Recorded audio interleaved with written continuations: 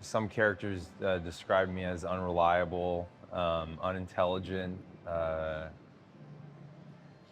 bit of a self-destructive mess. But I think that, I think that I have a big old soft spot for Edie, and desperately want to live a better life with her and start a family and ride off into the sunset. We're introduced to this world, and it's a very, very grounded, very gritty kind of blue-collar world, working class, and that's, it's obvious from the characters, from the locations we're filming in, from the costumes, from the cars people are driving. And then once I appear, the movie just goes sideways and just, it just kicks into sixth gear and almost doesn't stop. Samara Weaving plays Eenie Meanie.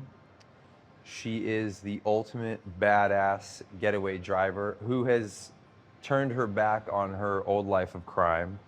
She's trying to go straight. She's in college, trying to get her life together.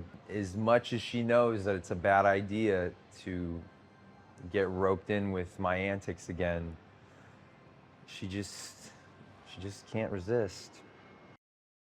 You can't have just action without the heart, because we don't care. You can't have all the funny without some of the serious, because then it won't pop in the same way. And Shawn has this amazing ability to sort of thread the needle between these different musical notes, emotional notes. And so we'll have an action scene or a chase, but but just the way in which we end up in that scenario, or what our characters are wearing and not wearing, will make it funny.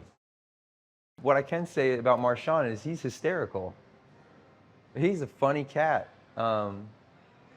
He's real sharp, and he's a great improviser, and he's super serious. He told me, this is his second career for me.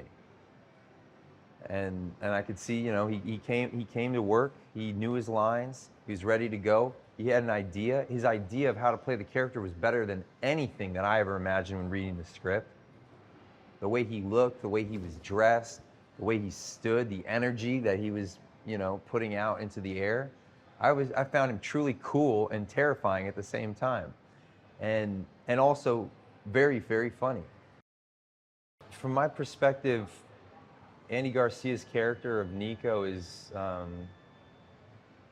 he's this powerful gangster, but like a more real version, We find him in the back of a liquor store, his hair sort of, frazzled, and,